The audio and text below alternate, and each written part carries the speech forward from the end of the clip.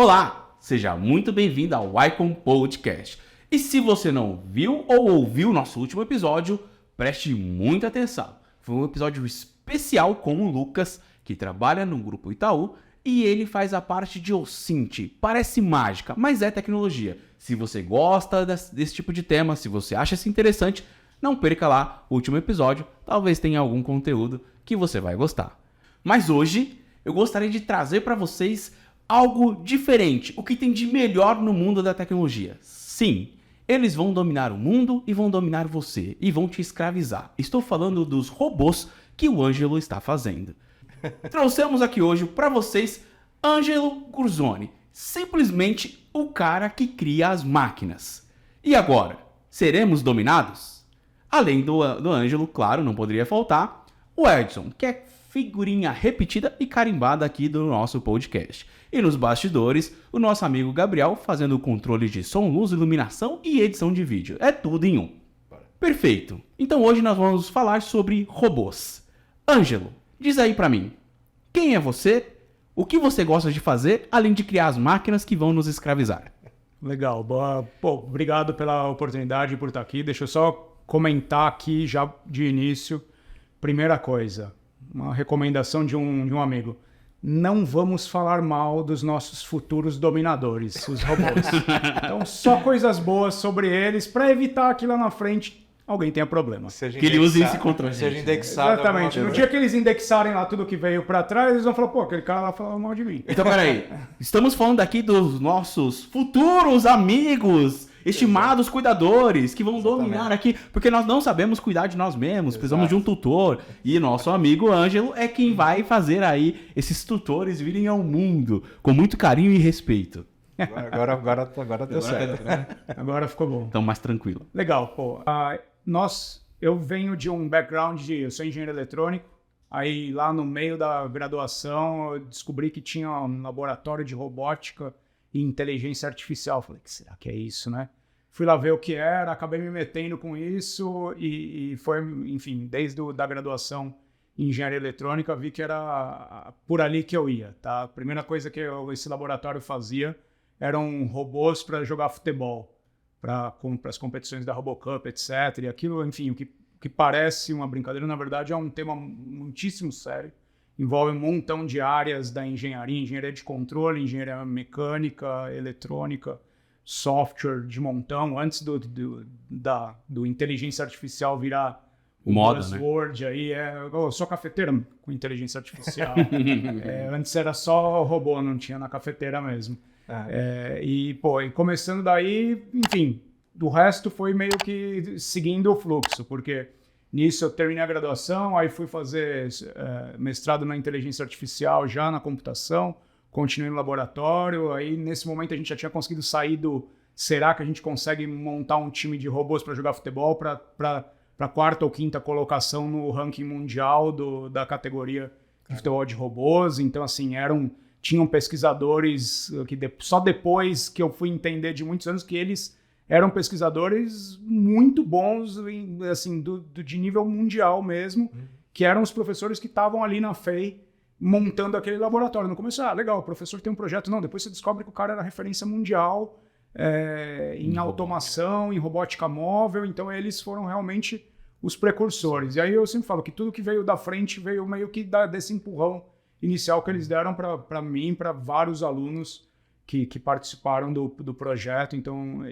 assim, tanto que nosso primeiro estagiário, nosso primeiro engenheiro, quando a gente criou a Droid Robotics, eram os ex-alunos do laboratório, os ex-voluntários do laboratório. E é um pouco disso, essa é a história do pré. E aí, no fim, quando eu estava ali mais para o meio, fim do doutorado, a gente sempre se encontrava no laboratório para diversas coisas. E aí, entre algumas pessoas do laboratório ali, uns amigos, virou aquele, vamos abrir uma empresa de robótica. Porque robótica é legal, a gente tem que fazer. O que a gente vai fazer? Já está no meio, já está inserida. Né? A gente já está inserido, o que a gente vai fazer? A gente tem que conseguir fazer alguma coisa, isso não é legal. Vamos pensar. Nada. Vamos pensar mais um pouco. Nada, vou voltar amanhã, hein? Amanhã, depois, a gente foi assim, nossa primeira ideia foi, alguém apareceu com um amigo que tinha uma empresa que fazia lavagem de fachada de prédio. Vamos fazer um robô para lavar a fachada de prédio? Vamos! 15 dias depois, a conclusão era, nossa, esse robô vai ser caro demais, vai dar um super trabalho, é invendável. E agora? Qual é a próxima ideia? A próxima ideia, acho que, vamos lá, e agricultura? Alguém já falou de agricultura? Aí alguém conhece alguém na agricultura? Enfim, foi assim um pouco esse caminho tortuoso que a gente começou. No fim, isso... aí um dos fundadores da Adroit, que era lá do laboratório também, tem um primo agrônomo, vamos visitar o cara lá. E assim a gente começou.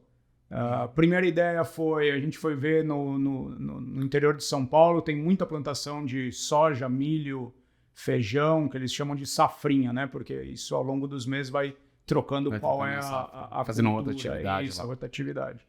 E ali que a gente começou, vamos tentar soja, vamos entender como funciona, fizemos uma análise do mercado, começamos a construir um robô móvel, porque no fim a gente queria construir um robô. O robô. O objetivo era o robô. O objetivo era um robô, onde eu ponho um robô que vai funcionar. Tinha que achar uma área que tivesse interesse em ter um robô. Não, Mas Ângelo, só cortando um pouquinho para entender um pouquinho melhor, então a empresa, ela surgiu a partir dos, vamos dizer, colegas de classe de laboratório. É um spin-off do laboratório de robótica da FEI, sem a mínima dúvida. Eu já não estava mais na FEI, eu estava na USP nessa época, mas eu vivia dentro do laboratório. Tinha um co-orientador da FEI para ajudar o meu orientador da USP, porque eu não estava indo muito bem ali na pesquisa. Mas aí ele estava meio, né, já de saco cheio de mim e dos devaneios. Então, enfim, esse envolvimento, e isso é uma coisa que a FEI sempre prezou muito, então eu acho que sempre vale repetir, é um pouco de merchan, não é um merchan, é realmente a diferença entre quem faz pesquisa sério e quem está ali te vendendo um curso de engenharia. O que eles fazem é muito mais que isso. Obviamente, a Mauá, outras universidades são muito sérias também, mas minha experiência veio da FEI. Depois da USP, que também, obviamente, dispensa a introdução. Do que funciona. Tem que falar do que funciona, exatamente. E hoje eu acho que isso vira muito mais relevante, porque eu acabo falando muito com pessoas mais jovens, etc. Aí o filho do amigo que está se formando, está começando, o cara sempre fala, por que eu vou fazer um curso de engenharia lá na FEI, de 6 anos, 5, 6 anos, integral, não é barato, né? Enfim, eu posso fazer um EAD, cara, tem uma diferença, tem uma grande degrau ali de qualidade entre quem faz pesquisa séria e quem está ali, às vezes... Só por completar ou fazer alguma Só para completar ou fazer um diploma, então eu acho... Até uso uma analogia para essa questão do AD e o curso presencial, que assim, um é cachoeira e o outro é lago. O EAD é um lago. Tudo que você quiser de conhecimento está ali concentrado, você vai no teu tempo. Você quer nadar de lado, você quer atravessar, você que escolhe. A cachoeira tu tem que aprender você tem que ficar na correnteza, porque ou ela te empurra, né? Ou senão você... ela vai te dar um caldo, mas a cachoeira, ela tem a força dela. Sem dúvida tem ADs bons. Eu acho que e o futuro, né? Vocês já são uma geração depois de mim, a geração depois de vocês. Agora, o futuro da educação vai se modificar. Alguém vai fazer disrupções em educação, porque não faz sentido que a gente aprenda igual 100 anos atrás. Sim. Mas, enfim, vão ter EADs e instituições que fazem pesquisa, que são sérias, e as que não são. Eu acho que é importante para quem está começando ter em mente que o histórico a reputação ilibada, o histórico de performance de que dessas instituições entregam é sempre muito valioso, né? E sempre fazer uma boa pesquisa antes de iniciar, né? Procurar saber. Tá ouvindo, jovem mancebo? Você que está aí ouvindo esse podcast, você que é um jovem neném, que nem quer nada da vida e nem trabalha e nem estuda, mude a sua vida. Vá para a FEI, faça um bom curso de engenharia, que com certeza você vai ajudar a construir os robôs que vão tutelar, né, para não falar que vai dominar. Cuidado agora com cuidado com as palavras. O ChatGPT já deve estar me ouvindo neste momento. Tá então, indexando. faça um curso na FEI e seja um engenheiro feliz, assim como o nosso amigo Ângelo. Edson, diga. Eu fiquei sabendo, na verdade, que eu não queria revelar isso aqui, mas parece que o Ângelo, você tem um parentesco, é isso? Sim, exatamente.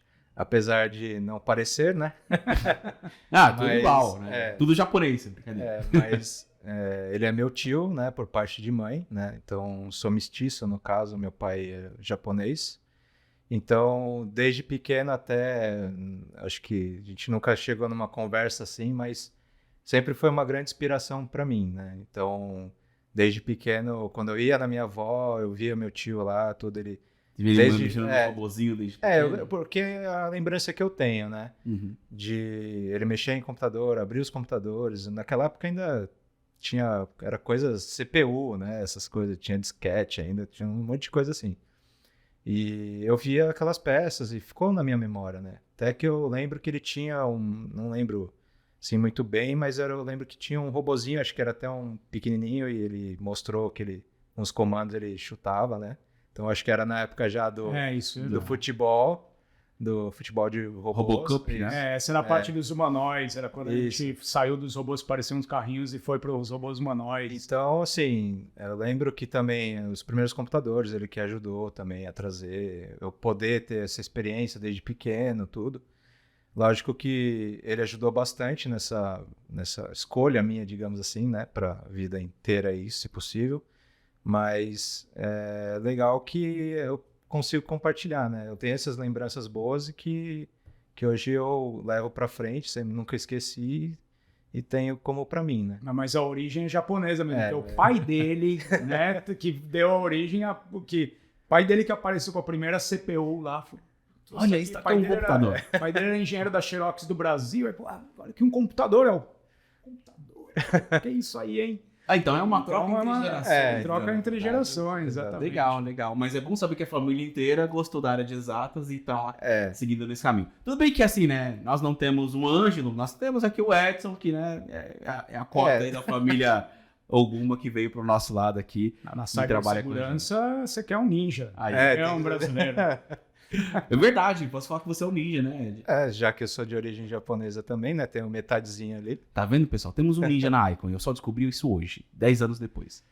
Caramba. Legal. E, Ângelo, essa história da Robocup, que foi quem, vamos dizer, fomentou essa vontade em você de continuar seguindo e depois da galera querer criar um robô, porque tudo isso nasceu em laboratório, etc. Foi uma ideia da FEI mesmo? Foi um incentivo de algum órgão, sei lá, do governo, do estado, ou foi a própria faculdade que falou assim, olha, vamos criar aqui uma Copa para... Porque o que eu imagino, né? Por que eu tô fazendo essa pergunta?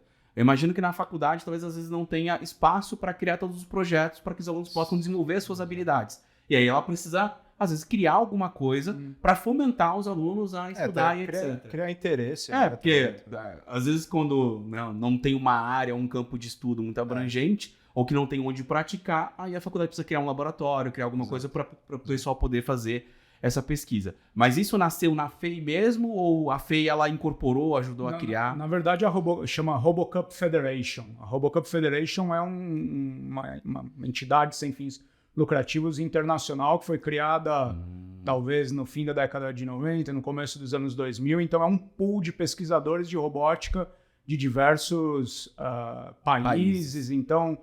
por exemplo, nós lá, nossas referências eram o pessoal da Carnegie Mellon, que é uma das universidades mais importantes dos Estados Unidos, tinha o pessoal da Georgia Tech, tinha o pessoal da Universidade de Tóquio, tinha um pessoal da Tailândia, que eles eram fenomenais, e aí a ligação de por que eles eram fenomenais era muito clara, porque a indústria mais avançada na Tailândia ali, então a engenharia de controle deles era avançadíssima. Então tinha gente do mundo inteiro. Uma das presidentes da Robocup Federation, que foi uma grande mentora para a gente, uma professora da Carnegie Mellon portuguesa, hoje ela é a head de inteligência artificial do JP Morgan nos Estados Unidos. Então é gente de alto calibre, né? O pessoal da Universidade de Tóquio também, eles foram... O objetivo era que até 2050 conseguir criar um time de futebol de robôs que possa jogar contra o campeão mundial da FIFA. Então tinha toda essa evolução, você tinha um mapa... Sabia disso? Tá sabendo agora? Neymar, se cuida, Neymar, meu filho. Meu Deus do céu, misericórdia. É muito legal, porque começaram com robôs, enfim, você tinha uma câmera em cima e aí aquela câmera transmitia para os computadores e você tinha um computador comandando vários robôs, depois mudou para cada robô tem um controle dele comandado mesmo. Interno, a visão desses robôs foi para dentro, e depois esses robôs humanoides, E isso sempre envolve muitos pesquisadores, e é também uma das ideias da Bocamp é também trazer esses alunos que são da graduação para dentro dessa pesquisa científica. Então, você aumenta a massa de pesquisadores, de engenheiros que tiveram contato com aquilo. E assim, eu fiz engenharia, tá? E a gente tinha gente da engenharia da ciência da computação lá. Eu cheguei e eu sabia programar. Como eu aprendi a programar com 13 anos de idade em C++. Então, era, assim, para mim era evidente que eu sabia. Quando eu fiz as primeiras linhas de programação ali no laboratório, que o cara da ciência da computação ele falou, não, isso daí tá tudo errado, cara. Eu falei, como assim tá errado? Eu sei fazer, if, else, vai tudo aqui. Ele falou, não. Tá vendo o livro ali chamado Algoritmos, do Mitchell? Vai ler ele inteiro. Senão, nem vem aqui. Eu falei, o que é isso? Ué. Aí saí, falei com o professor e falou, lógico, vocês da engenharia não sabem programação. Vocês têm que ir na ciência da computação. Aí eu falei, quem que é esse cara da ciência da computação? Na fila do pão. Que eu não sei. Vai fazer uma roda, pô. E aí, realmente, ó, quando eu comecei a ler o livro Algoritmos, eu falei, cara, sério mesmo que isso existe? e é uma coisa que, assim, até hoje, se você estrutura de dados, você tem que saber de trás para frente. Nossa, eu vou ter que decorar elas. Não, é porque elas naturalmente se encaixam. Você não vai chegar, eu vou fazer um algoritmo de ordenação aqui. Não dá, você tem que respeitar a computação. Então, essa mistura da excelência técnica que tinha lá no laboratório, tinha cara da computação falando, não, aqui o software vai ser de acordo com as regras da computação. Eram bem específicas. Aquilo era um salto, tanto que depois a gente tinha no laboratório lá, enfim, isso é uma coisa que os primeiros primatas do laboratório como eu faziam. Não tinha aula nenhuma, porque a gente já estava ali, né? Eu vou fazer uma prova de programação. Puxa vida, eu chegava lá, fazia a prova e ia embora. E depois os alunos começaram a ficar mais regrados e eles assistiam aula e iam no laboratório. Não tinha um conflito de agenda, a gente era meio metido a vagabundo mesmo. Mas isso, enfim, o nível dos engenheiros, e aí quem desse pessoal começou comigo, tem gente na Wildlife Studios, tem gente que passou na IBM,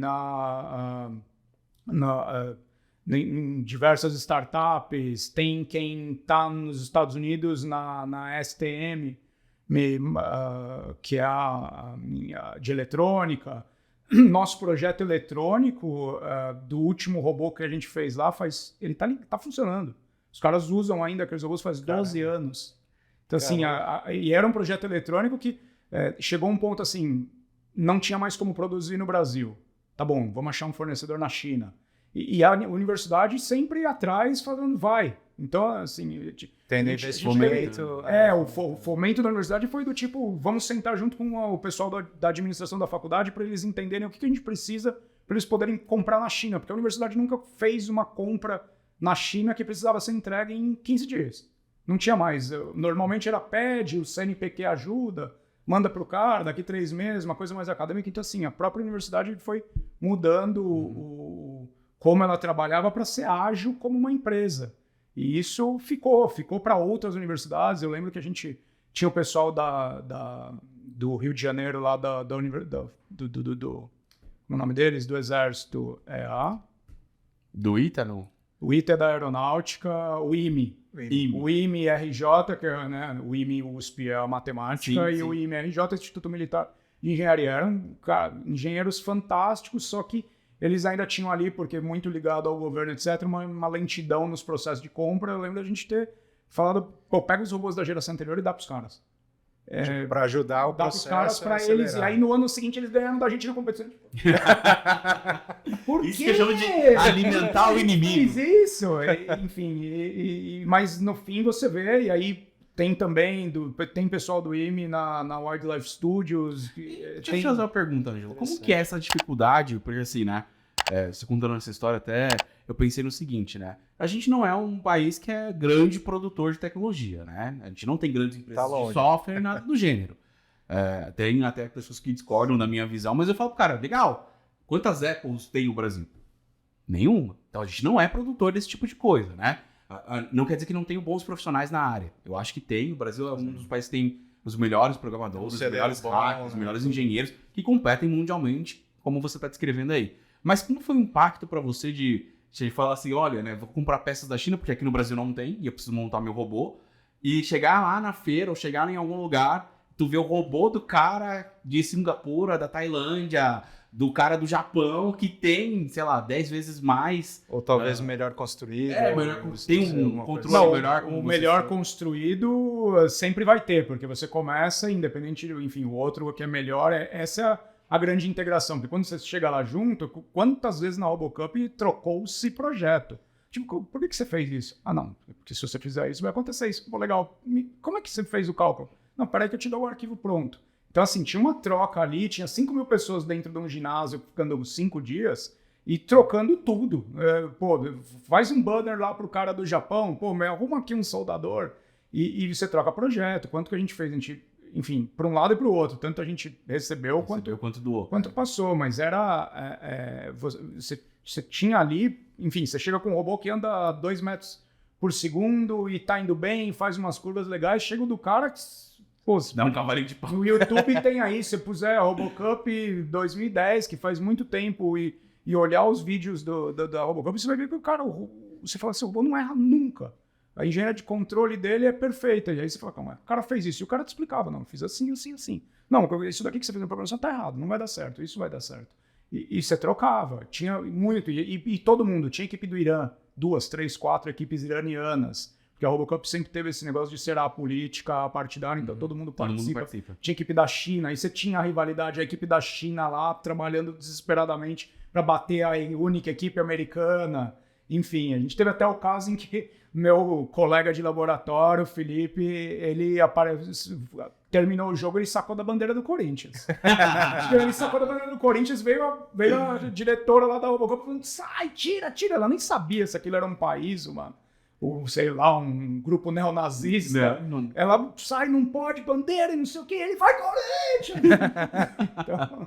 Então tinha muito essa troca e é muito importante. E eu acho que depois tem o time de hoje em dia a gente tem, você vê como essa inspiração vai multiplicando. Então hoje em dia a gente tem o time da UFMG, o time da USP, o pessoal da USP São Carlos, muita gente que estava ali, virou professor de alguma universidade. Eu lembro um dos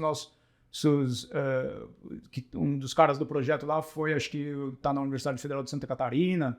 Então você vai vendo mesmo que isso vai multiplicando. Você toma o gosto pela ciência, pela pesquisa acadêmica. Muita gente ali foi fazer mestrado, doutorado, como eu. Outros. Então isso é muito importante. E a história do Brasil, yay or nay, né? Quando você fala que o Brasil não tem uma Apple, a Europa também não tem uma Apple. Sim. Você tem uma particularidade ali que os americanos têm que é mais complexa, né? Que meio que gera essas grandes empresas quase monopolistas que, enfim, são boas e ruins. Mas tem os lados bons. Isso, tem um lado bom e ruim. Mas mesmo a Europa tem dificuldades em criar empresas tão grandes, mas ela cria, obviamente, muito mais pesquisa científica do que a gente. Isso é direto. Quantas universidades você tem num nível muito alto, quanto você tem de incentivo à pesquisa científica. Tá? E isso vai produzindo. Mas no Brasil produz-se bem.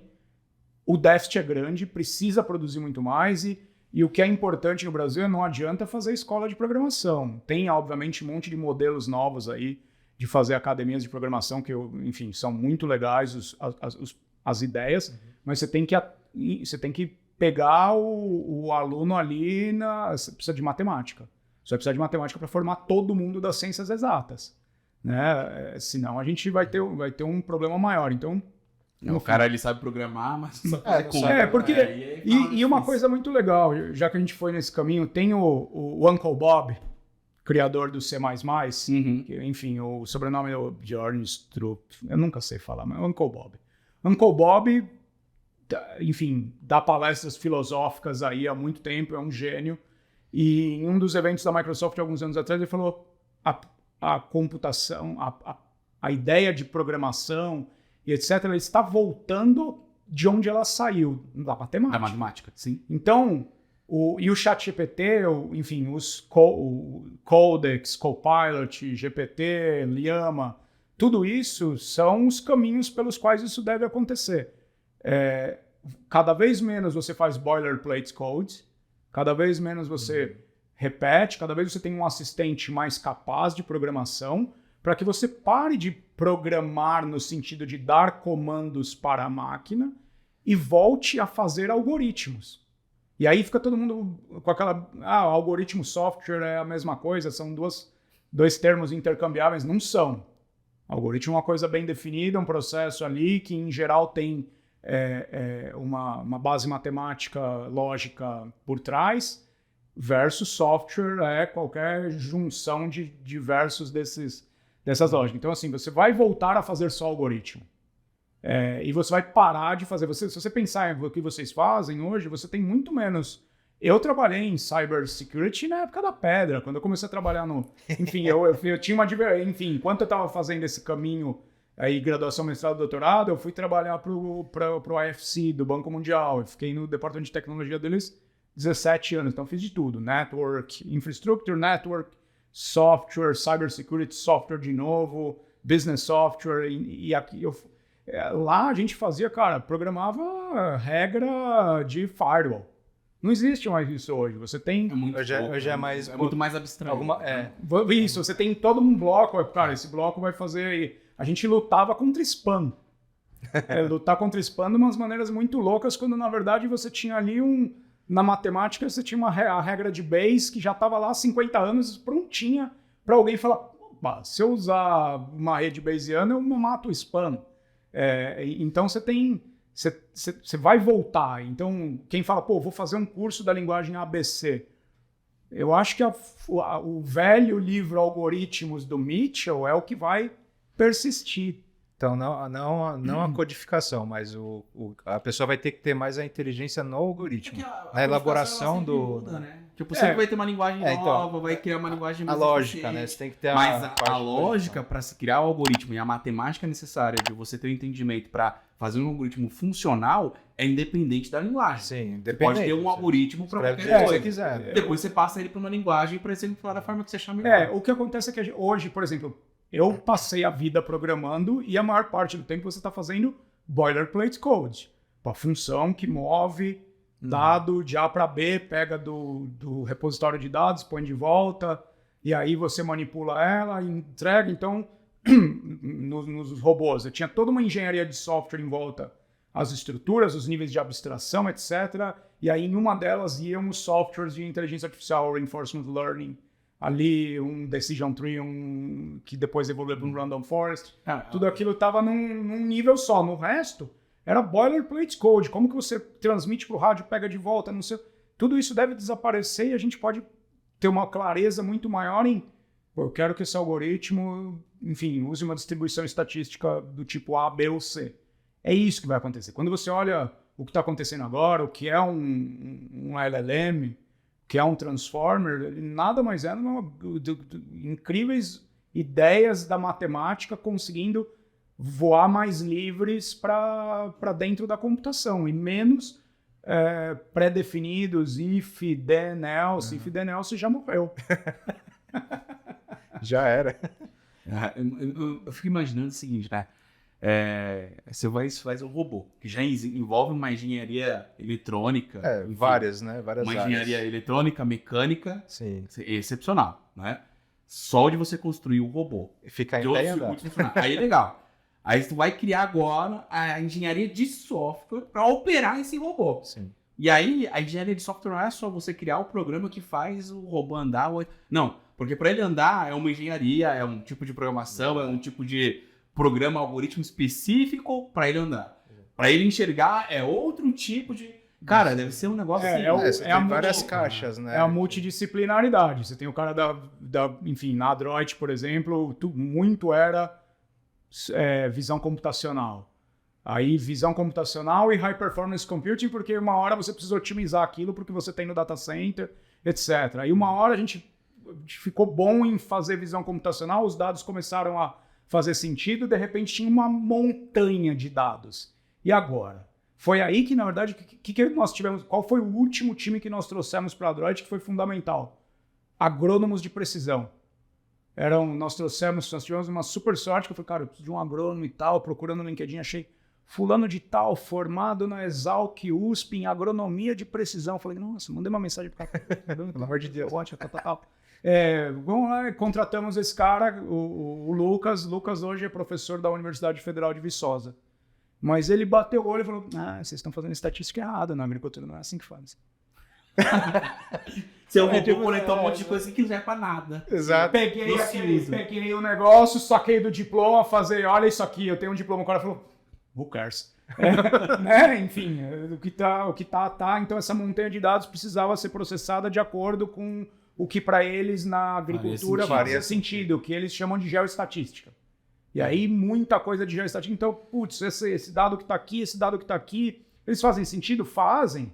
Tem outros modelos estatísticos que são próprios da agronomia que fazem a distribuição espacial ali da maneira certa, de células, como você transporta o causa e efeito de um lado para outro. Então, a gente passou a ter mapas que realmente faziam sentido. Que não faziam sentido quando a gente estava só na computação. E isso mostra também uma coisa que é fundamental, que é o que o clichê é, você tem que sentir a dor do cliente.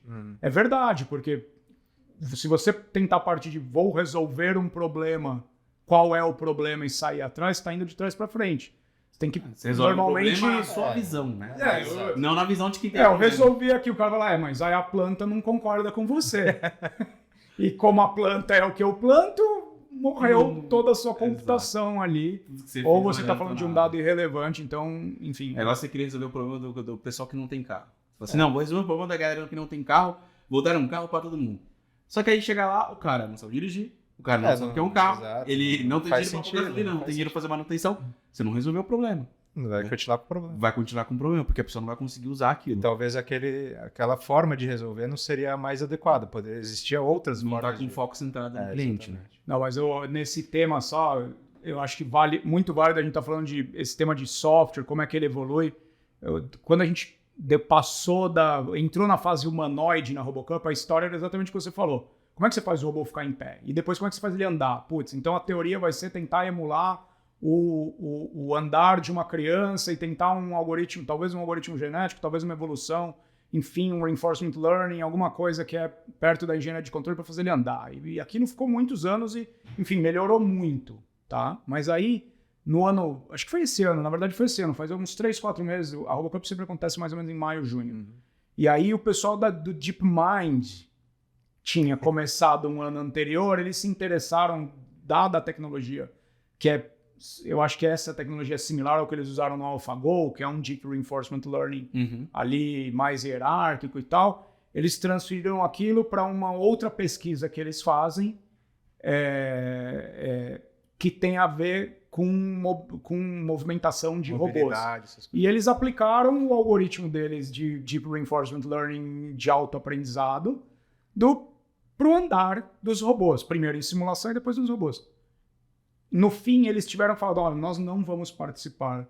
Que ficou muito bom. Por quê? Não dá. Não vai ter jeito, entendeu? Então, assim, o robô dele, você acha o vídeo. Se você for no blog do DeepMind, você vai ver o vídeo dos robôs jogando e você vai falar, não, agora eles jogam. Agora eles andam e jogam. Então, assim, tem por 10 anos você está tentando, alguém vai lá e encaixa a peça certa e vai. Isso me lembrou uma coisa interessante sobre aprendizado de máquina, aprendizado por reforço, etc. Você sabe que os carros da Tesla, eles não têm uma inteligência para dirigir. Eles não sabem dirigir. Aí você fala assim, não, mas peraí, como é que o carro é autônomo? Como é que ele anda sozinho? Vai para tudo quanto é lugar, lá no GPS que você coloca. Mas ele não tem uma IA focada em dirigir. Eles têm uma IA focada em aprender como um ser humano dirige e repetir os acertos de um ser humano. Transfer Learning, exatamente. Cara, eu achei fenomenal. Porque o que eles fazem? Eles colocam lá várias pessoas para dirigir, gravam o jeito que a pessoa dirige e tal, e ele fala pra IA, olha a pessoa dirigindo. Aprenda. Você viu aqui como é que ela dirige, certo? Só que isso aqui que ela fez foi errado. Então, ela fala assim, então, beleza, isso aqui eu não posso fazer. E aí, quanto mais as pessoas dirigem em Tesla, mais aprimorado fica o sistema de direção deles. Que não é baseado em ensinar uma IA a dirigir. Ensinar ela como um ser humano dirige e replicar o comportamento. Que é o que um software faz, que é o que a IA de fato faz, né? A IA é a replicação de um trabalho para ser executado. Né? Qualquer coisa que você queira lá, se você automatizar essa parada, você pode começar a chamar aquilo de IA. Só que é muito interessante porque, antes de conhecer, eu achava que era assim, não, eles têm uma tecnologia exclusiva, sei lá, um modelo de aprendizado de máquina que aprende a dirigir. você ensina o cara a dirigir. Não. Você ensina o cara como um ser humano dirige e explica pra ele como não cometer os mesmos erros. Os erros e acertos e depois solta ele pra aprender. Isso eu acho que isso acho que é o estado, você bem comentou, isso é o estado atual mais avançado da inteligência artificial em geral, que é o que a gente está vendo, toda a discussão do ChatGPT, ele sabe, não sabe, ele pensa, não pensa. Isso é o que o Ian LeCun do Meta e da Universidade de Nova York, ele sempre diz, eu acho, concordo muito com ele, humildemente concordo, né? Tem como discordar. Somos nós para discordar de um dos caras que criou tanta coisa da inteligência artificial, mas LeCun diz, então... Tá dito. Tá dito. Viu, máquinas? Que nós precisamos... O futuro é de sistemas que tenham guardrails. Então você vai ter que ter softwares que aprendem e softwares que permitem que o que você aprendeu não saia de controle onde ele não pode ir. Você tem que ter as medidas de segurança, que enfim, no caso de um gerador de texto, não produza texto explicando, mudando a história do mundo. Né? No caso do carro, enfim, na dúvida, breque. Você precisa desses contornos de segurança. E isso eu acho que, enfim, é uma área que vai ser muito explorada nos próximos tempos, porque a inteligência artificial realmente vem evoluindo para diversos campos e nem sempre a gente vai conseguir saber exatamente o que ela vai fazer. Freio, né? Então assim, você vai botar um freio, não dá para botar um freio, você tem que... Vão se desenvolver sistemas para fazer os checks e balances. Pesos e contrapesos para deixar a coisa equilibrada. E uma pergunta, Ângelo, para você. Uma que foi a questão de você falou que lá queria criar um robô, né? O objetivo todo da parada era criar um robô e que no agronegócio existia uma oportunidade. E aí, né, pelo que eu li, dei uma olhada e tal, vocês fizeram um robô que ele consegue dizer o quanto aquela planta está saudável, o que ela vai produzir de frutos, como é que está a produção de frutos dela, através de um robô que você vai acoplar ele, vai encaixar ele num trator, sei lá. Explica pra gente um pouquinho qual é o produto principal que vocês fazem, que eu achei super interessante. E aí eu fiquei imaginando, né? Eu imaginando como é que seria a parada, então entenda que é alguém que não sabe o que tá falando. Eu fiquei imaginando, nossa, deve ter tipo uma câmera que filma os pés lá, e sei lá, tem alguma inteligência que olha para aquilo e fala: este fruto aqui está maduro demais, ou esse está doente, vamos jogar aqui agrotóxicos e... agroquímicos. Defensivo agrícola. Também não, agroquímico. Agroquímico. Já mudou de novo. Agroquímico, para não falar mal aí do pessoal do agro. Mas é engraçado, porque quando você não conhece a tecnologia, quando você tenta imaginar como que é e depois conhece de fato como ela é construída e tudo, é um choque às vezes, né? E eu acho mais interessante que nem... Eu tava imaginando que na Robocup o pessoal ia lá e ia se degladiar, ia ser tipo o degladiador lá, fecha o Roma, põe todo mundo lá dentro e vai que vai. Mas não, o cara troca informação. Dos robozinhos, o que talvez seja mais conhecido assim, é mais aqueles combates de robôs, né? Que o pessoal... Isso é uma coisa legal, o pessoal, a FEI tinha uma restrição, nós não podíamos participar desse tipo de competição. Porque era uma lógica da universidade de que a ciência deveria ser construtiva e aquilo não destrutiva.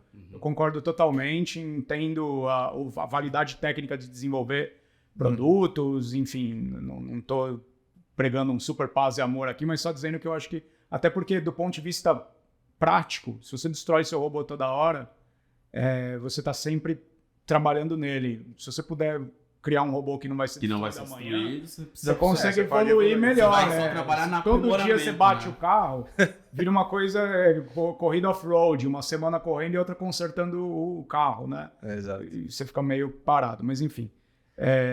Bom, a Droid foi o seguinte, e é interessante porque a Droid Robotics fez um robô, criamos o robô, pusemos o sensor em cima, temos casos famosíssimos no desenvolvimento. Danilo, nosso grande engenheiro 01. Abraço, Danilo. Danilo foi o primeiro estagiário, engenheiro, o cara que dominou a eletrônica, assim, nível altíssimo. Danilo foi atropelado pelo robô algumas vezes, porque, enfim, ele estava testando se o robô andava bem, para frente, para trás, só que eram 4 motores de 250 watts. Então ele, atropelado pelo robô, Ou a primeira sede da Adroit era numa rua que era uma subida, enfim, uma ladeira. E aí eles, tipo, o robô perdeu o stop, sai correndo atrás e segura antes que ele vá parar na avenida. Caramba. Então eles tinham essas coisas. Isso, enfim, o estágio muito inicial de desenvolvimento é muito louco, né? Enfim, todos eles falam não faria de novo, mas enfim, uma vez é legal. Mas quando a gente colocou o robô, e aí obviamente tem uma questão econômica. Quanto custa um robô, quanto custa para desenvolver, ele é uma peça a mais, mas o que a gente vê é que o trator estava sempre ali. Então, para que o robô também estava ali? Aí o que a gente fez foi, a gente desconectou os sensores que estavam... O robô era uma plataforma móvel para levar os sensores. Nós desconectamos os sensores, guardamos o robô, do tipo, quando ele for necessário, a gente volta nele, nunca mais voltou. E esses sensores começaram a ser os sensores montados no trator. Então vira uma coisa muito mais... O trator tem as câmeras, são câmeras de alta resolução que fazem tridimensionalização por visão estéreo. Então um par de câmeras gera uma visão 3D. Enfim, GPS, eletrônica dentro para capturar dados, etc., transmitir. E basicamente é isso. E o sensor faz algumas coisas relacionadas a, enfim, controle da imagem, número de imagens, velocidade, start-stop, ligou, desligou, GPS, telemetria, muita coisa de telemetria. Mas aí aquelas imagens que estão lá, no fim do dia, o cara tira um pendrive e enfia em um computador que faz o upload para o data center. Aí no data center, as GPUs pegam fogo, né? Aí é o processamento de dados. Processamento de imagens, são imagens de 20 megapixels, às vezes, que vem junto com o metadado 3D delas. E dali para frente aí é software, né? Tanto que quando a gente aposentou o robô, a gente... Ficou triste. Não, a gente não ficou triste porque hardware é hard e software é mais ameno a trabalhar. Então eu acho que a gente, enfim, foi bom. Bem agora, recente, a gente começou a pensar, tipo, talvez em algum momento mais para frente o robô tenha espaço. Por quê? Porque a gente começou no Citrus e tal, onde o trator passa muitas vezes. Passa um número de vezes que é adequado para a amostragem que é feita. 2 vezes por mês, 1 vez por mês. Não é o ano inteiro. Mas no café a história é outra. O produto do café ele serve para ver a maturação do café. E o café, o fruto aparece em fevereiro e ele é colhido em junho. E aí ele tem um momento em que você não pode deixar ele passar. Você quer o café, que eles chamam de cereja, que é o que está no ponto. Aquele vermelhinho. Ele não pode estar verde e não pode ter passado. Só que o café, ele flipa entre fases em 7 dias. E até por causa de terreno, você tem condições climáticas de muita variação de temperatura, regiões mais altas, de montanha. Então, 7 dias é um alucinante. Então, o cara tem 2.000 hectares e ele, como é que ele faz? Então, ele não vai passar para trator toda hora, é muito lugar para pouco tempo, aí você teria que ter 30 sensores, então... Não, falando também tem o custo de... tem um custo, o operador, e aí já mudou para... Então tá bom, então destaca-se os sensores do trator e agora eles vão quadriciclo. Então tem alguém pilotando um quadriciclo. E assim, qual que é a próxima fase do quadriciclo? É o robô. Aí chegou a hora do robô. Começando a diminuir, tá começando enfim, eu acho que isso faz sentido, tanto que a gente teve várias conversas com o pessoal da Husqvarna. Husqvarna é uma empresa sueca que faz cortadores de grama, pequenos, médios e gigantescos, e outros equipamentos para o agro. Seria, né? Imagina, você tem lá umas gramas, mato crescendo entre os cafezais. Tu contrata o robô deles que já vai com um cortador de grama, ele vai cortar a grama bonitinho pra você, vai fazer a colheita de dados. Não, e é muito importante, na verdade, tirar esse mato, né? Tirar esse mato é importante. E assim, porque se deixar lá, imagino que afeta. Não, afeta muita coisa. E aí o lance é, ou você pode jogar um químico, ou você pode cortar, que é biológico. Então, se você quer diminuir químicos, depois até reaproveita. Queira não usar o produto químico e usar um robô. Então, enfim. E o pessoal da Husqvarna, como eles são bons em fazer o robô, o que faz sentido pode acontecer no futuro? Que os sensores vão para cima, para dentro do robô deles. E aí vai ter aquele negócio de que realmente a Adroit Robotics nunca vai voltar a fazer um robô. Tudo bem. Teve até em algum momento alguém falou, tirasse o Robotics do nome. deixa lá. Né? Enfim, Quem sabe um dia. Quem sabe um dia, mas Mas é a essência. eu não né? sei se eu sim, tenho sim. expertise para fazer robôs mais. O Danilo já disse que ele nunca mais vai fazer um robô. Enfim, ninguém na equipe acho que está muito inclinado Para fazer. a fazer um robô. Então, eu acho que, enfim, nossa expertise virou visão computacional e data science. E quando você teve essa chave, assim, de Chega uma não hora que querer mais? você faz, foi bem no começo, mas a gente já tinha feito o robô. Então, assim, se você pensar, pô, isso foi correto, então, se tivesse feito mesmo, né, a grande recomendação para quem está começando uma startup, etc., atenção nos passos lá, que hoje em dia, enfim, quando a gente começou não era tão claro, embora não seja desculpa, mas hoje em dia é muito mais bem estabelecido os passos que você faz da concepção da ideia Para validação. para validação, para etc, para, enfim, ler o Lean Startup. Eu li o Lean Startup, que é um livro incrível. Depois que eu já tinha feito o robô. Aí quando eu fiz o robô, a gente fez o robô, gastou uma grana que a gente mal tinha. E a gente viu que ele não era útil, eu fui ler o Lean Startup para saber por que eu tinha feito errado. O certo é ler antes. E o Lean Startup fala claramente isso. Você testou com o seu cliente, se é isso que ele quer, depois você constrói a história do MVP, né? Do mínimo produto viável. A gente fez um robô antes, chegou o robô lá e falou, esse robô aí não é nem certo, hein? Vai ter que mudar o tamanho, vai ter que mudar as rodas. Então, assim, foi uma coisa meio de trás para frente, enfim. Mas a ideia era tão boa que persistiu, né? A ideia persistiu a trancos e barrancos aí, e virou os sensores e depois virou o produto do café. É importante, a gente falou um pouquinho de incentivo governamental, nós estávamos já no Citrus, já operando comercialmente, junto com, enfim, tinha clientes, parceiros, e a gente queria fazer uma transição para o café. A gente pegou um financiamento da FAPESP, que é um órgão financiador do governo do estado de São Paulo espetacular. Eles foram lá, colocaram o dinheiro, pagaram os bolsistas, que eram engenheiros, para que nós tivéssemos a equipe de pesquisa do café, pagaram os custos de data center, enfim, num projeto de 2 anos, que a gente fez junto com a Ipanema Coffees. Mesmo a Ipanema Coffees estando em Minas Gerais, a FAPESP ajudou. Então, assim, o papel da FAPESP como financiadora é espetacular, a seriedade deles também. Obviamente, os recursos deles são limitados, então eles têm que priorizar, mas olha, pelo que eu entendo, a FAPESP não tem uma grande limitação financeira. A limitação é mais mesmo de projetos que tenham todos os pré-requisitos para que eles Quando eu estava na faculdade, o meu professor de empreendedorismo falava a mesma coisa. Falava, tem grana lá, falta projeto e gente.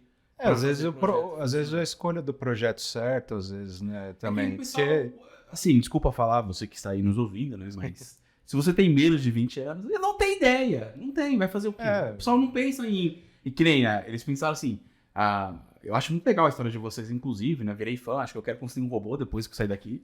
Nem que seja um de Lego, só pra meu braço, apertar um teclado e ele levantar o braço, já deu, já fiz um robô. Porque eu acho legal a história porque, assim, eles eram da equipe de pesquisa, pessoal de estudioso, acadêmico, que queria desenvolver um projeto, que tinha uma fome de colocar aquilo que eles estavam vendo em prática. Aí eles foram e fizeram um robô, sem pensar muito no cliente final, mas fizeram o robô deles. O objetivo era o robô. Fizeram o robô. O objetivo era o robô, era meio louco. O robô não vai andar, mas a gente tem um projeto que é legal, que é a questão dos dados que a gente coleta, processo, etc. Vamos pra frente. E assim, né? Não desistiu da coisa como um todo, né? Foi se adaptando. A história de pivotar, né? Outro clichê, startup em algum momento pivota. É verdade, você tem que fazer isso. O que você não pode é sair vendido. Sair mal preparado para já estar contratando a sua primeira pivotada sem saber qual vai ser. Porque quando você sai mal preparado, é isso que vai acontecer. Em algum momento você vai bater a cara. Então, assim... Hoje tem muito mais, tem os hubs, a propósito de hub, por exemplo, a Agritech Garage, a GTech Garage, que hoje ficou super grande, é uma incubadora de projetos de agritechs, que começou aqui lá de Piracicaba, agora eles são parte da Pricewaterhouse, mas continua um trabalho seríssimo, A gente estava bem no começo, eles ligaram para a gente, vem fazer uma apresentação aqui, vamos junta com o ecossistema. Então, assim, eles fizeram muito por nós. Sem eles, talvez a gente não tivesse em lugar nenhum, porque através deles veio a Bayer. A Bayer, então, se tornou um parceiro importantíssimo para a gente, dando recursos e clientes, pegando na mão. Falou, não, traz aqui. O pessoal da Bayer também é super visionário. Mas fala, pô, mas eles não têm um interesse meio conflitado com você? Porque se você fizer uma otimização de quanto se gasta, ele vai vender menos? Não, ele sabe que isso vai acontecer, é inevitável. Ele não. Sim. O que ele quer é vender o produto correto. E a gente também descobriu, por exemplo, que a Bayer, ela sempre quis vender um produto biológico para o pessoal de citrus. O produto biológico é mais caro e muito mais eficiente. Só que ele tem grande dificuldade em mostrar, através de dados, que o custo-benefício vale.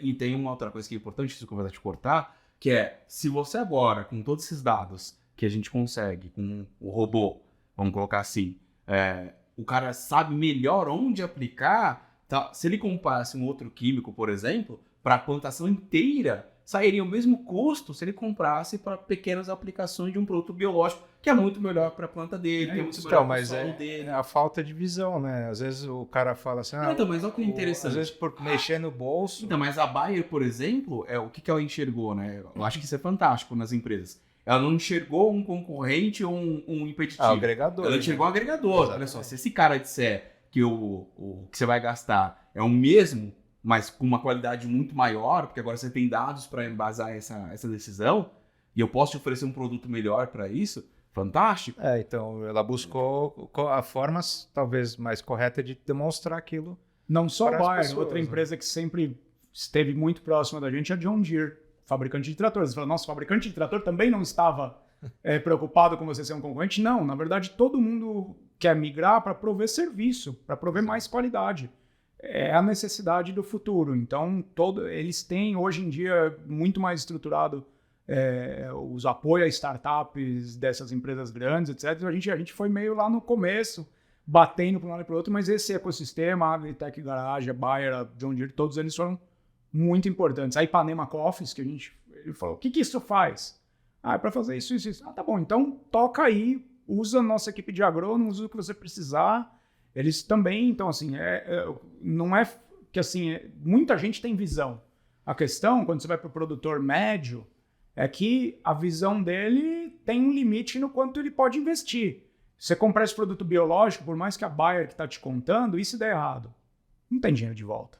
Exato. E o agricultor é um cara acostumado a tomar risco. Todo ano, quando ele planta, ele toma risco. Se não chover o Então, suficiente. se não chover, se vai... Então, ele já tem se preocupar com as variáveis que ele tem dificuldade em controlar. Você vai introduzir mais uma. E isso é outra coisa. Tudo que é tecnologia para qualquer, né, para a indústria, para o agro, para o business to business, né, qualquer tecnologia business to business, o cara do business, você não pode dar mais uma incerteza para ele. Você tem que dar uma solução que tenha confiabilidade, etc. Então é importante nesses MVPs, nessa concepção, aí pensar como é que você resolve um problema que você tire o ônus do cliente. Não adianta, por exemplo, no começo, quando a primeira vez que a gente mostrou para os agrônomos os dados, o cara falou, nossa, quantos dados? Tinha uma fazenda que tinha 120 blocos, então tinha 120 gráficos de cada métrica. Tinha 10 métricas, tinha 1.200 gráficos lá para o cara ver. O cara falou, eu faço como? Aí eu pensei, tá faltando data science aqui. Eu tenho um monte de gráficos, mas e aí? Qual é a... Como correlaciona ninguém quer. com um gráfico? Como é isso? Né, deixar mais fácil dele entender. Mais deglutível, né? Exato. Para poder mastigar. E normalmente o cara quer o auxílio para tomada de decisão. Ele não quer o auxílio para ter mais dados para analisar. Analisar dados é um ônus a mais. Isso acontece muito. Por exemplo, a gente... outro cliente super legal que a gente teve, que apostou desde o começo, o pessoal da Fazenda Colorado. O público conhece a Fazenda Colorado pela marca Xandô. O suco de laranja Xandô, o leite Xandô. Eles também são, enfim, têm uma visão de excelência e etc., mas nossa interação com eles, nós tínhamos dificuldade em ajudar eles, porque eles tinham fazendas muito grandes. Então, assim, ele tinha 500 blocos em uma fazenda, tinha 6 fazendas.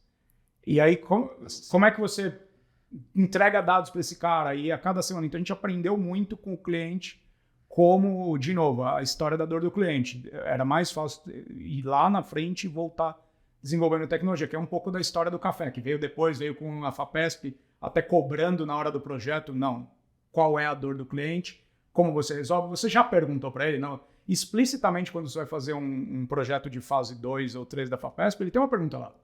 O cliente concorda com você? Você trouxe o cliente para falar aqui que ele acha que isso vai dar certo? Porque senão você pisou na bola no básico, você não perguntou para o cliente. Então, enfim, tem toda essa expertise. Você vê que você tem o robô, tem as dificuldades do robô, o sensor, a inteligência artificial, as dificuldades técnicas. Você tem, obviamente, orçamento e dinheiro e investidores. Só que você tem também que tomar cuidado se você não está saindo do que o cliente quer. Então, o empreendedorismo, ele não é só técnico, né? Ele é técnico, ele é de vendas, assim, alguém tem que saber vender, falar a língua do cliente. Então, é importante fechar todos os elos, né? E nesse meio da agricultura, vocês enxergaram mais algum outro tipo de dor ou algum outro produto que... Tem muita coisa que vai acontecer na agricultura, que começou a acontecer. Eu acho até, enfim, essa semana no Estadão tinha uma matéria dizendo agro finalmente adota tecnologia. Não é finalmente adota tecnologia. Eles adotam tecnologia desde sempre. Se você for para o centro-oeste brasileiro, o equipamento lá, os tratores, as colheitadeiras, etc., são as mesmas dos Estados Unidos. Nós temos toda a tecnologia que é necessária. Só que as novas tecnologias, elas vêm, enfim, essas tecnologias vinham da indústria, do maquinário, da indústria, muito da genética, da Embrapa, né? Uhum. Agora elas vêm da computação. Então, uma área nova entrando para agregar. Então, tem muita coisa ainda dispersa que precisa ser concentrada. Já tem o pessoal de imagem de satélite que consegue produzir resultados e melhorar crédito. Tem algumas coisas, por exemplo, no Brasil talvez elas ainda não estejam na hora, robôs que colhem, enfim, digamos, tem uma empresa israelense que faz na verdade são drones que voam e colhem morangos. Eles fazem sentido, só que quando você põe o custo do trabalhador brasileiro, que é menor do que o custo do trabalhador do japonês, onde não tem o trabalhador, então o custo, obviamente, é o que tiver que pagar, você vê que em um lugar uma coisa faz sentido economicamente, em outra não faz. Quando nós fizemos a pesquisa para operar a Deloitte nos Estados Unidos, tinha uma mudança incrível. No Brasil faz sentido que eu tenha... para fazendas que são menores do que o alcance de um sensor, faz sentido que eu tenha operadores que vão lá, então fica nessa fazenda essa semana, um operador nosso tira e coloca em outra fazenda na outra semana. Então, quer dizer, o custo do capital de criar os sensores é alto e o custo da mão de obra é mais baixo. Então, você usa mais mão de obra e menos sensores. Quando você está nos Estados Unidos, é o contrário, é mais barato você usar vários sensores. Criar mais sensores para não ter uma pessoa fazendo isso. Porque o custo do técnico é mais alto, o custo do capital é menor, porque afinal muito é produzido já fora. Então, o fato engraçado, o nosso sensor totalmente desenvolvido no Brasil, ele custa mais caro no Brasil do que na Europa ou nos Estados Unidos, porque a gente tem os impostos de importação do computador embarcado da câmera. Das lentes. Então, você tem que prestar atenção também onde é que você vai colocar. Quem é seu público, né? Onde ele está. O público do mundo inteiro? Ok, o público do mundo inteiro é mais difícil. Mas hoje vocês têm aqui no Brasil e tem alguma coisa já lá fora? No fim, a gente acabou focando no projeto no mercado do café, brasileiro. E até um pouco menos no citrus, né? Porque esse produto do café realmente é o que deve vir mover a empresa para frente, daqui para frente. É isso. E aí, obviamente, a gente tem, enfim, nos últimos anos o ambiente de investimento mudou muito, a taxa Selic foi parar lá em cima, os mercados O custo do dinheiro muito alto. O custo do dinheiro é muito alto, os mercados estrangeiros também estão sentindo bastante, então você tem que achar uma solução ali de capitalização. Então é sempre... E aí vale, outra grande recomendação é tentar não estender no tempo a sua ideia. Você pode criar um robô incrível em 8 anos? Legal. Você consegue criar alguma coisa menos incrível em 2? E do 2 você ir para outro em 4 e 4 por 6? Porque aí o que você faz é você vai tendo receita para poder e vai tendo um desenvolver produto o resto. viável, né? Eu acho que esse modelo, que a primeira onda de startups, assim, que na época do dinheiro fácil, é o Mas tinha muita WeWork. empresa que vendia Veja. produto finalizado, mas não tinha nada. É o WeWork. O WeWork, sorry se eu estou falando mal de vocês, ele vendeu que ele ia crescer para sempre e lá na frente dar lucro. Então ele podia ficar queimando o dinheiro do investidor por muito tempo. Não existe mais essa ideia. Cresço para virar um unicórnio. Agora o pessoal chama de... O bom é camelo, não é unicórnio, porque o camelo é o que consegue carregar as costas. Então sim. Você gera uma coisa que gera receita, que gera outra, então é mais Vai por incremental. etapas, né? Exato, é mais razoável com o custo maior do dinheiro, que é uma coisa que deve se manter pelos Mas próximos teve anos. várias empresas assim. O Teve. Uber, se não me engano, o primeiro lucro que ele foi ter foi agora. O Uber Depois de não, vários eu acho que anos. o Uber talvez não existisse no cenário atual. Ele existiu, ele pôde se desenvolver no cenário... No cenário de dinheiro cenário mais de dinheiro- abundante, mais fácil, onde dinheiro o pessoal poderia barato. fazer um investimento lá, despender de uma grana que não iria Para ter um depois custo tão alto, ele crescer. para no futuro talvez Possibilidade, ter um resultado, né? Hoje você tem... Mas isso é cíclico, né? Eu diria até que em 2025, por aí, mais ou menos, 2024 para 2025, segundo semestre Vai de ter 2024, outro boom assim? vai ter um boom de commodities, porque a gente está passando por um momento de desinflação global. O custo do dinheiro ficou muito alto. Sim, então, aumentou em bastante. todos os lugares, custo do dinheiro, aí teve Covid, enfim, creche de Mas eu coisas, acho que etc. mesmo que o dinheiro fique barato de novo, e aí obviamente tem várias coisas cíclicas, essa ideia de crescer a todo custo e lá na frente acho que isso não... você ter não um é- retorno, você depende de queimar muito dinheiro dos investidores. É difícil. Não é porque- viável, eu acho. Porque, e veja, várias áreas são assim. Quando você fala, tem o coach do tal coisa, hoje a moda é fazer de um coach. jeito. Todo mundo entrou meio na moda de que sim, essas empresas podiam crescer muito e dar lucro lá na frente, então vale a pena. Quando o modelo desmoronou, para várias delas o modelo desmoronou, muita gente, né, olhou e falou, não, esse modelo estava Não dá errado, pra ele fazer sempre assim. esteve errado. Esse modelo, vamos lá, outro incrível aí, a gente vai falar de falhas engraçadas, a Yellow e a Green. O cara criou ali, tomou um montão de dinheiro de investidores e pôs 1 trilhão de patinetes na Faria Lima e criou uma fábrica de patinetes em Curitiba e queria expandir para várias cidades.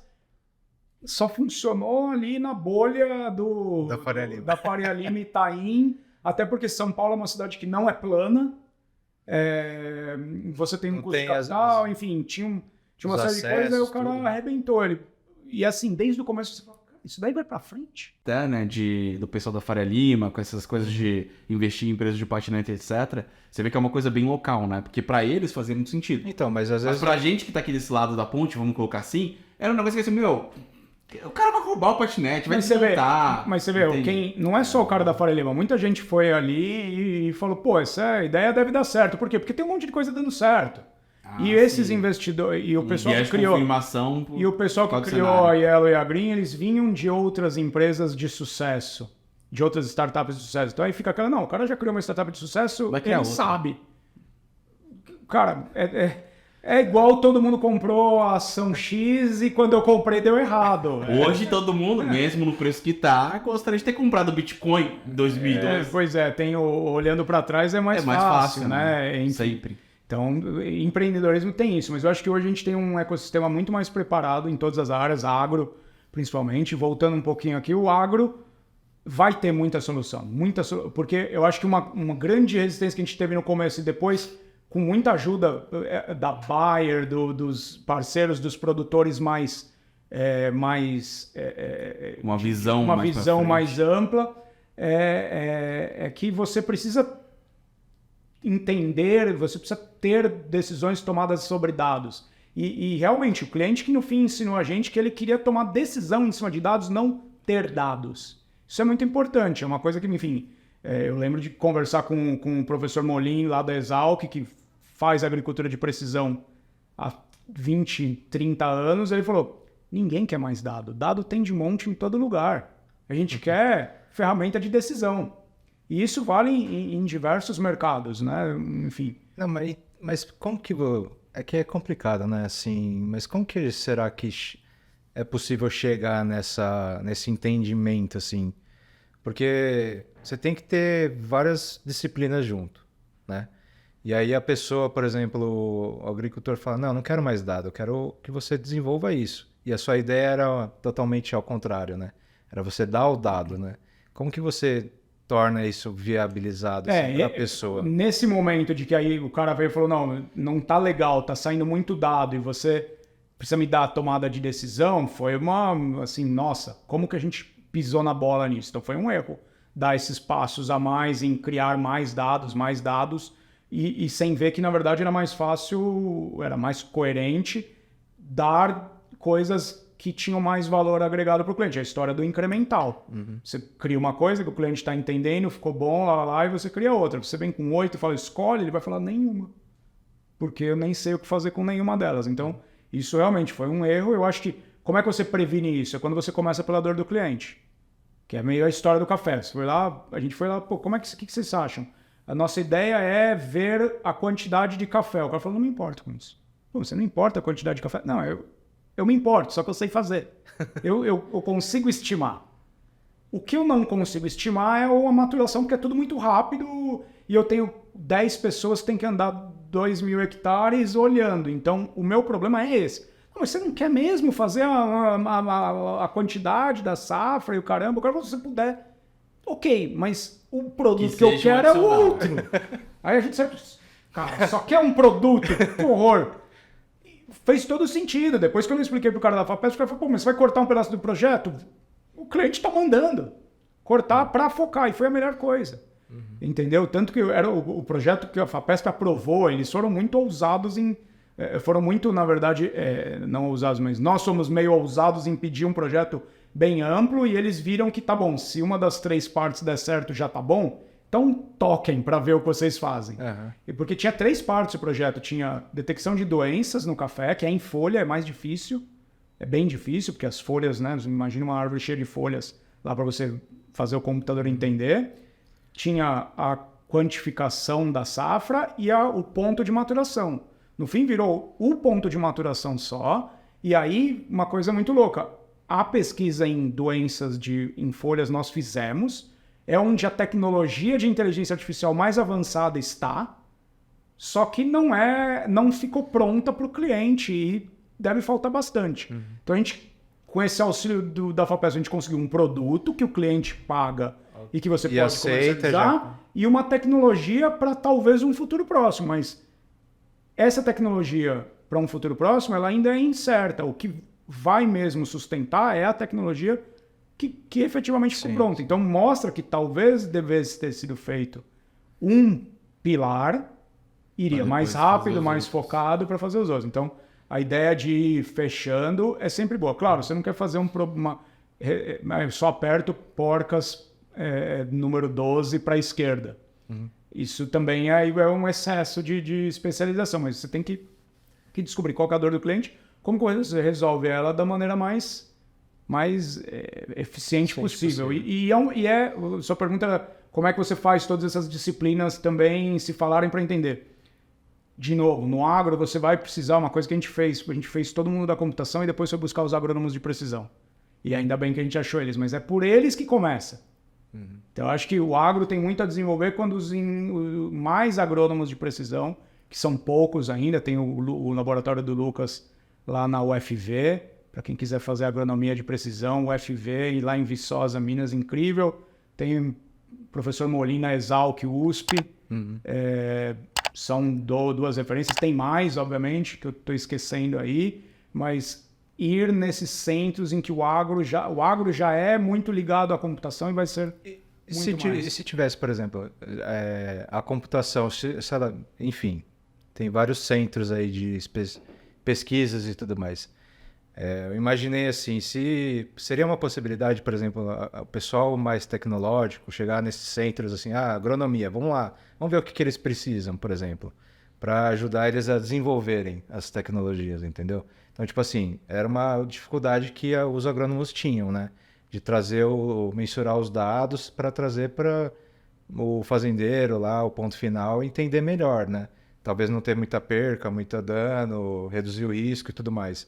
Se essas equipes de tecnologia chegassem, por exemplo, vou ali no pessoal de agronomia, vou lá no pessoal de pecuária, sei lá, ou no pessoal que são especializados em pesquisas. Também né? que colocando assim, o pessoal da tecnologia sair da tecnologia para ir onde tem... O que eu acho que você está falando um pouco é o seguinte, e ajudar o pessoal da tecnologia que está na capital, em São Paulo, ir lá onde o vai lá na do campo fazendão de Minas para olhar eu acho que tem isso, tem, por exemplo, a GTEC Garage fica em Piracicaba, a Exalc fica em Piracicaba, então tem a USP São Carlos, que é ali, né, no meio do caminho, então eles têm... Eu acho que essa fase do descobrir que o agro vai precisar da computação, joinha.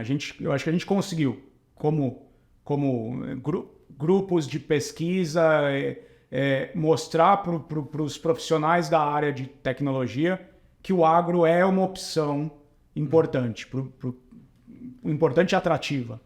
Então, isso já deve começar a acontecer cada vez mais. Mas é isso, você tem que formar o cara de computação perto de um centro de pesquisa em agrotecnologias. E do mesmo jeito que você, sei lá, o pessoal lá em São José dos Campos se desenvolveu várias coisas em volta da Embraer. Então você tem mesmo esse sistema de polos. Eu acho que agora, eu acho que essa barreira aí nos últimos anos foi vencida. Vamos ver, mas é isso mesmo. Você precisa de que as tecnologias encontrem os problemas dela lá e vão juntos. E isso muito, enfim, do mesmo jeito que a indústria automobilística tinha quase zero de software até, sei lá, 20 e poucos anos atrás, e agora a gente está falando em carros elétricos que basicamente quase não tem a indústria automobilística. Eles têm muito mais software. A Tesla é uma empresa de software que conseguiu fazer... Tem um carro, tem um carro, ela não segue o legado todo das indústrias automobilísticas. E isso vai gerando uma mudança. Eu acho que hoje em dia se formam, eu acho que e aí eu falando da minha ideia não sei, mas tem que se formar agrônomos que tem muito mais essa visão a gente chamava lá na Adroit dos agro-data scientists. Você vai precisar do agro-data scientist, que é o cara que sabe, e nós tínhamos alguns muito bons, incluindo um outro Lucas, que foi nosso outro agrônomo, está nos Estados Unidos agora fazendo um pós-doc, e ele era um cara que aliava muito bem isso. Ele era muito bom em programação, muito bom em data science, e um agrônomo que entendia muito bem no campo. Também nós tivemos também a Elisane, que também é uma doutora em agricultura de precisão, tá agora... Ela foi fazer um experimento se ela gosta de ser professora em uma universidade em Cuiabá. Então é isso, as pessoas que têm a exposição a essa parte mais tech voltam para o agro, as do mais agro vêm para tech, e isso vai misturando todo mundo. Multidisciplinar. É o multidisciplinar, que é o que, por exemplo, quando a gente fala em robô, você tem essa coisa mais bem sedimentada, que você precisa do cara da mecânica e da eletrônica. Aí no Brasil deu-se o nome disso o curso de mecatrônica. Na verdade, mecatrônica é meio difícil. Na verdade, minha recomendação, se você gosta de mecatrônica, escolhe seu lado, se é na mecânica ou na eletrônica, e faz a graduação em um e depois faça uma pós-graduação no outro. Cruze a ponte, porque um por si só já é difícil, os dois são difíceis, tanto que fora do Brasil o engenheiro mecatrônico, na verdade, é o control engineer, que é o engenheiro de controle industrial, e aí no Brasil a gente tem uma questão de ter pouco mercado para esse engenheiro de controle até hoje, então virou a mecatrônica aí que vai enrolar tudo, né? E qual que é a sua visão, assim, de um modo geral, de tudo que a gente falou, assim, o que você acha que para o futuro daqui, sei lá, 5, 10 anos? Difícil, futurologia é sempre difícil. Eu acho que Adivinhação, né? o que a gente tem a ciência de dados aí, o pessoal, a gente falou um pouco no começo enfim, o pessoal da matemática, da computação, realmente voltando às origens deles de fazerem o que eles fazem melhor dentro da computação. A gente tem capacidade computacional alucinada, aumentando essas GPUs, os TPUs, enfim, capacidade computacional. Olha aí o que a gente chegou num LLM. Então, o que a gente vai ver muito, eu acho, na área de inteligência artificial em geral, é inteligência artificial multimodal. Que até hoje você tinha visão computacional e linguagem de processamento natural. Hoje em dia você está falando, quando você fala em IA generativa, que você está falando em ter uma IA de pares. Ela é texto-imagem, ela é áudio-imagem, ela é texto-áudio. Então, esses modos na inteligência artificial devem misturar. Isso, obviamente, a hora que isso vai para as aplicações, é totalmente diferente. Agora, uma coisa que eu sempre pensei que talvez fosse o caminho é juntar modelos probabilísticos do conhecimento agronômico com o que a gente via nas imagens. E aquilo era muito, nossa, como faz isso? Se você está falando hoje em um aprendizado conjunto de texto e imagem, talvez você esteja muito perto disso, de conseguir entender o que é que está escrito num livro de agronomia sobre causas e efeitos, com imagens, com dados que vão vir de outros modos. Então tem muita coisa acontecendo. Eu acho que, enfim, o ChatGPT não é não é Shiva, o destruidor de mundos, né? Ele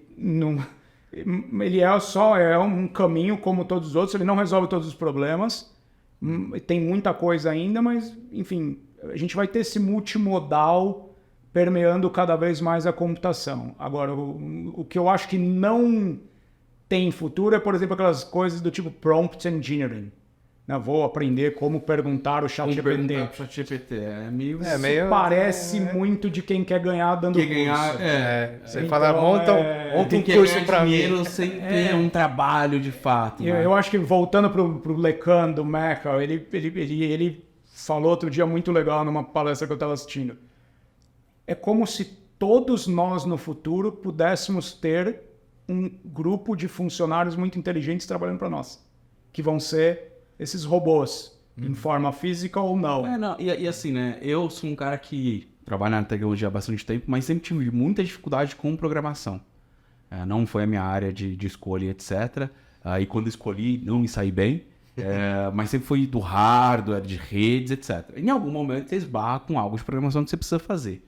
E hoje na cibersegurança, né? O que eu vejo às vezes eu peço para o ChatGPT fazer um script e tal, para abrir um backdoor ou algo parecido. E eu identifico erros no código do próprio. Então, tipo assim, eu estou aprendendo a programar, não programando. Porque o ChatGPT faz o código para mim. Mas lendo o código dele, eu falo, mas essa função aqui não faz muito sentido.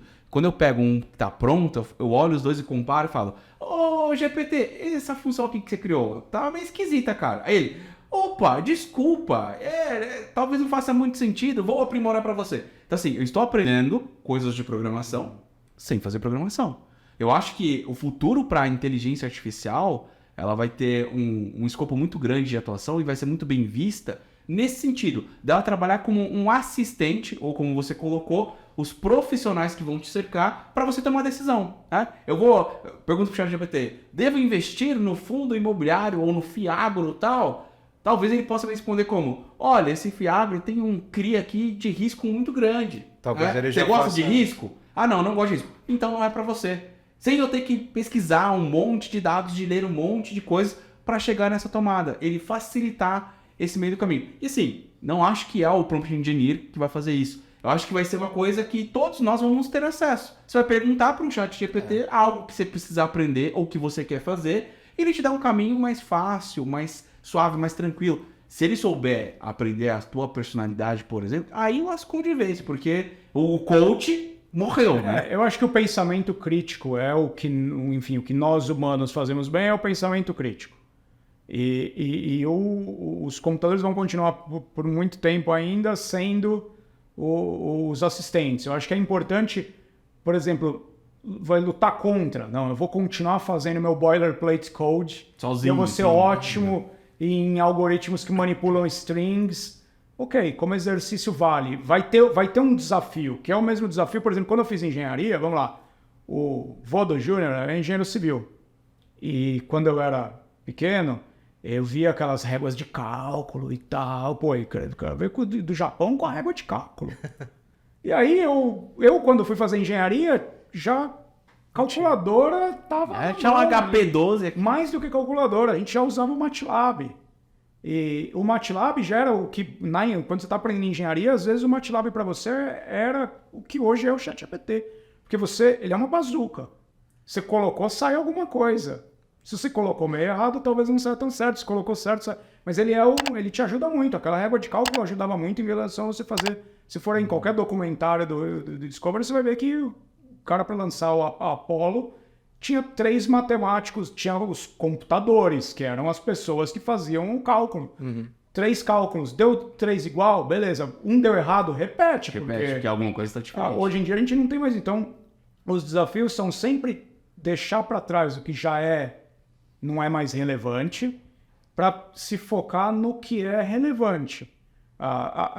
E eu acho que a gente vai ter muito da inteligência artificial entrando em suas diversas formas. O termo é tão amplo, né? Eles vão entrar na nossa vida de várias maneiras e a gente vai discutir com eles. Por exemplo, enfim, e aí você vê, outro dia eu estava assistindo o Chicago Med. E o Chicago Med, enfim, tem lá eles têm um robô cirurgião com inteligência artificial que vai dizendo para o cirurgião o que ele vai fazer com várias coisas, hologramas e tal. Eles fizeram uma coisa bem uau. Assim, e aí, obviamente, eles fizeram um seriado para ter essa discussão, essa temporada de ter uma hora que o cirurgião não concorda com a máquina. E aí? Então, vai ser importante que nós sempre tenhamos cirurgiões que tenham conhecimento para que eles não sejam reféns da máquina. Você falou bem, quando você lê o código, se você souber nada de nada... Você vai aceitar aquilo. Você tem que aceitar, porque você não sabe nada de nada. Você precisa de, pelo menos, os fundamentos para conseguir entender aquilo. E mais, uma visão de que você tem que ter o pensamento crítico, que você tem que revisar. É o duvide. O duvide criou a ciência. Concorda? Por isso que a ciência fala que você tem que provar as coisas. Provar as coisas e questionar as coisas. Quando você coisas. prova as coisas, você submete para os seus pares, que então checam se eles também acreditam naquilo. Porque senão fica aquela coisa, não, eu acho e ninguém mais acha. Ninguém nunca, enfim, ninguém falou, Einstein estava errado. Teve gente que falou, não sei se isso é possível, mas ao ler todas aquelas provas dele, ficou satisfeita de que as provas eram suficientes. É necessário isso. Quando uma máquina te entrega as coisas, você precisa revisar ela. E de novo, vai ter os guardrails aí, as proteções. É isso. Não adianta lutar contra e não adianta abraçar. Você tem que ter uma atitude crítica de dúvida construtiva. Eu acho que é isso que vai moldar a tecnologia dos próximos tempos em todas as áreas. E é claro que se você gostou desse episódio e ficou aqui até o final, eu só tenho a agradecer a sua presença. Espero ter sido um papo enriquecedor. Para mim foi muito. Aprendi muito aqui com o Ângelo. Aprendi que talvez nós tenhamos uma chance ainda contra as máquinas, mas é um talvez. E eu queria agradecer você, meu querido ouvinte, por ficar aí até agora ouvindo o nosso episódio. E claro, se você gostou, se você achou interessante, compartilhe esse episódio com os seus amigos e dá um like aí, comenta aí o que você achou pra gente poder saber como é que tá a temperatura do nosso podcast. E mais uma vez, gostaria de agradecer aqui a nossa equipe, o Edson e o Gabriel, por me ajudar a fazer este podcast. E claro, agradecer o nosso convidado, o Ângelo, que veio aqui dar essa aula pra gente de sabedoria. Ângelo, faça os seus agradecimentos e, claro, deixa aí a sua rede social para o pessoal poder te encontrar lá na internet e talvez, né, as máquinas também. Quero agradecer aos nossos Overlord Robots, né? Quando eles dominarem vai ser muito legal. Eu sou a favor. Não, bom, agradecer a todos, a equipe toda da Adroit, todo mundo que fez parte disso ao longo de vários anos. A gente tá isso, sei lá, 6+ anos. Toda a equipe se dedicou muito, clientes, enfim, o pessoal da Fake que começou tudo, ao pessoal da USP que sempre ajuda, enfim, tanta gente aqui. O melhor é não mencionar ninguém para não esquecer ninguém. E a vocês pela oportunidade, é sempre legal ter esses espaços para debater. Eu nem lembro mais o que a gente debateu, vou ouvir o episódio. A gente que agradece. Um abraço, pessoal. Valeu. Edson, deixa aí seu agradecimento pra galera. Eu queria agradecer, né? Fazia um tempinho já que eu não via meu tio assim, de perto. Fizemos um reencontro aqui, casa de família. Só mais, hoje em dia mais tá me devendo, hein? Né? Mais WhatsApp. Obrigado pelo compartilhamento dessa experiência, acho que muito enriquecedora, acho que sempre foi para mim, né? Ouvir ele falar bastante coisa assim. E por fazer esse episódio também, acho que fiquei bem emocionado, gostei bastante, acho que valeu muito a pena. Top. E obrigado, Gabriel, que ficou aí no bastidor ajudando a gente. E é só isso, a gente se vê no próximo episódio. Meu muito obrigado e até breve.